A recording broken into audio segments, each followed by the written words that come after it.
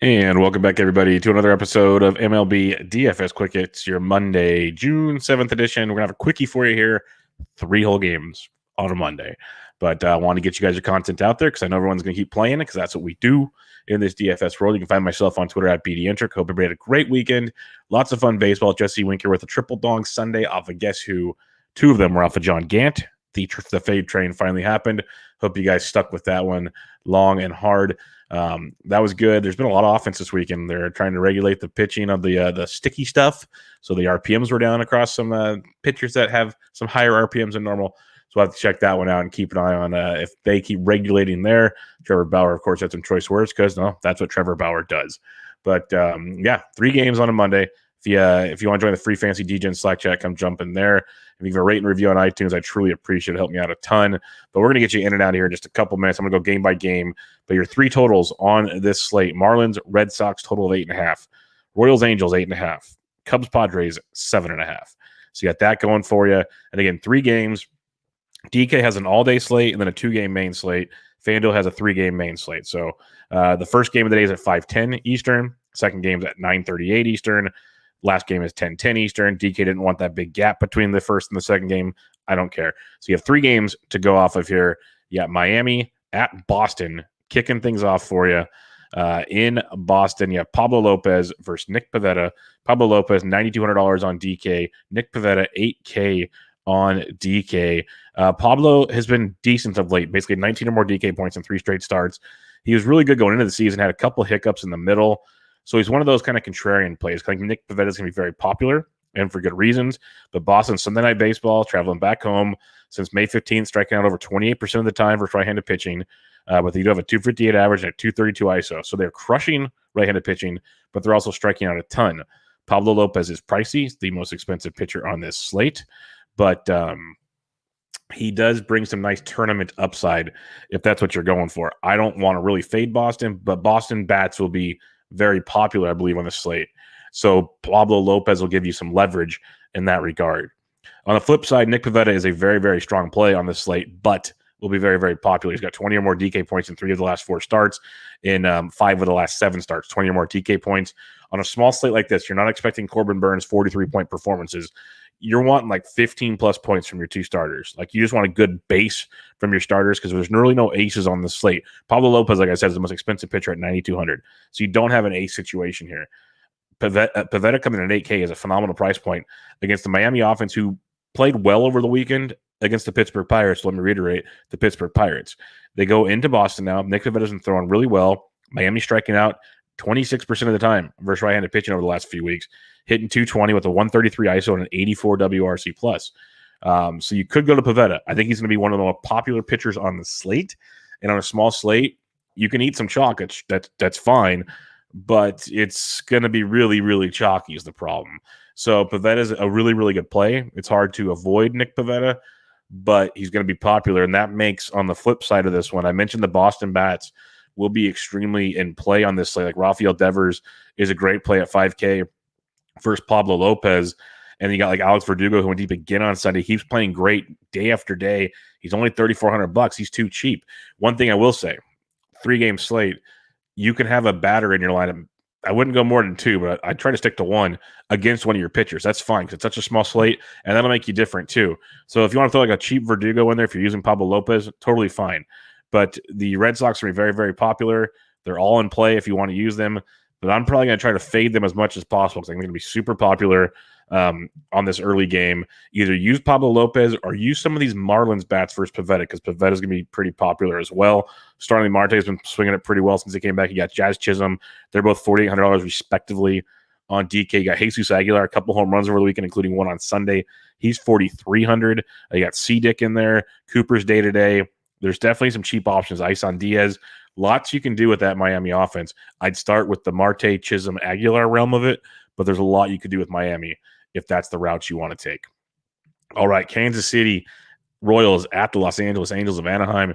You got Dylan Bundy versus Jackson Kohar. Bundy, $7,100. He has been a just landmine of late. 5 2/3, 4, and 2 1/3, 4, and 4 7, 3 1/3, 6. His last 4 starts have been bad, folks. Really, really bad. And he's just getting shelled everywhere. He's given up 3, 2, and 2. Those are the home run totals he's given up his last 3 starts. So he's given up a total of 7 home runs in his last 3 starts. Lefties have taken him to Pound Town. Righties have done just fine as well. On the flip side, you have Jackson Kohar making his major league debut for the Kansas City Royals. He was basically the AAA pitcher of the month in May for the Indy League or overall. He was outstanding. He has made 6 starts this season. He's 5-0 with a .85 ERA, a .88 WHIP. He's thrown 31 2/3 innings, allowed 3 runs. He's walked 10 but struck out 41 batters. So he's been outstanding. He's got at least 5 innings in every start. He has not given up a run in his last 2 starts. He's only up a combined 3 hits in his last 2 starts while striking out 9. The dude has been really, really good, and he's only $6K on DK. And I think he's definitely an avenue you can go to. You got the Los Angeles Angels of Anaheim, team striking out almost 27% of the time versus right-handed pitching of late.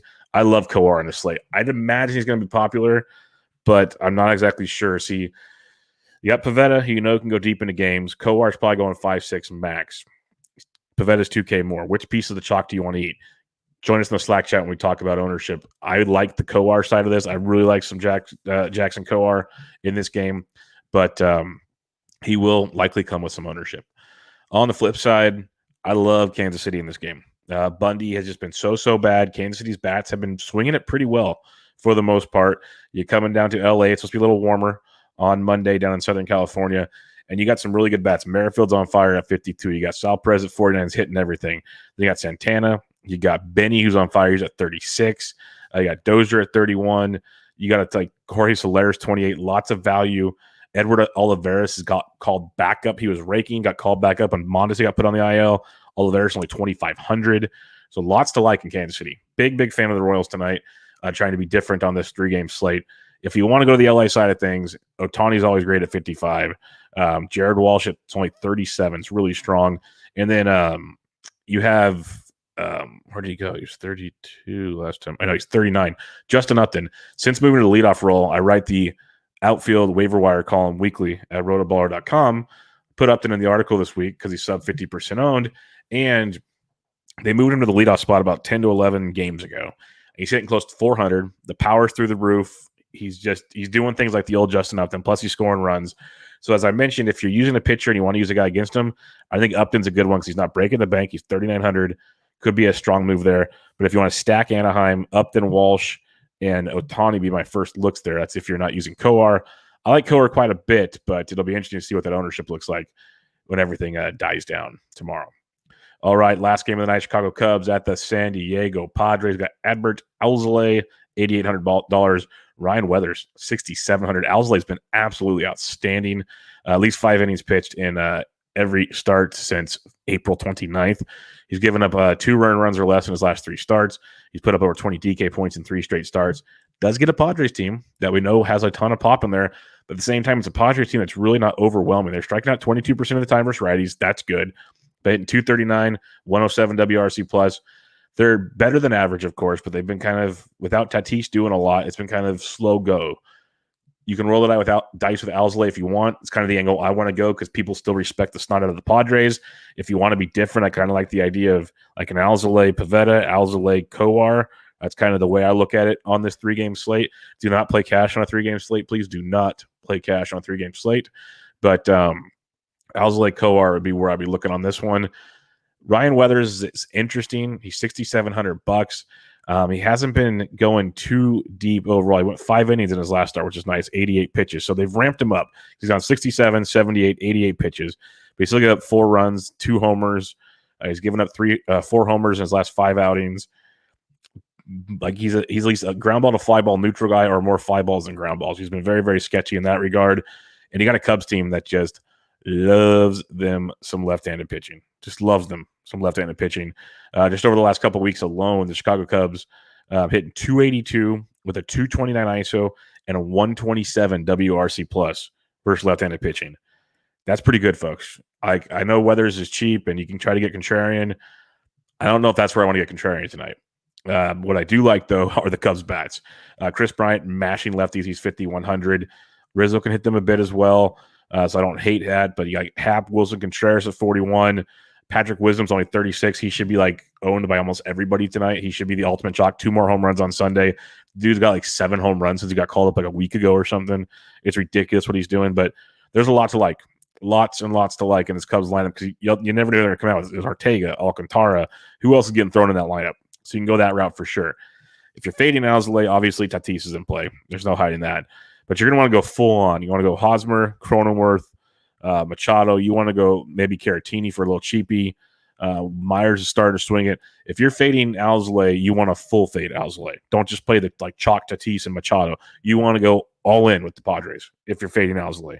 That'd be my angle on that. But for me, breaking down the slate as simple as possible for you. My main pitchers, I like Alzolay. I like Kohar. And if you want to get really weird, you can go Pablo Lopez. But pretty much Alzolay, Kohar is where I'm sitting. And I'm stacking Kansas City and I'm stacking the Cubs. I like little one-offs in some other games. Kansas City, Cubs, Alzolay, Kohar. Enjoy your 3-game slate. We will have a much bigger slate for you on Tuesday, obviously. But until then, check me out on Twitter at BDintric. I do my written content at RotoBaller.com. Premium Monday, Wednesday, Friday. Free content on Tuesday and Thursday. If you like some premium content, sign up for the rest of the season long and DFS package. It's all wrapped into one. Use promo code Bubba for an extra discount on top of the setup price. Give a rate and review on iTunes of the podcast. I would appreciate that. Join us in the free Fantasy DJ Slack chat. If you're into PGA DFS, the Always Pressing PGA DFS podcast, recording for you on Monday night. We'll drop for you Monday night.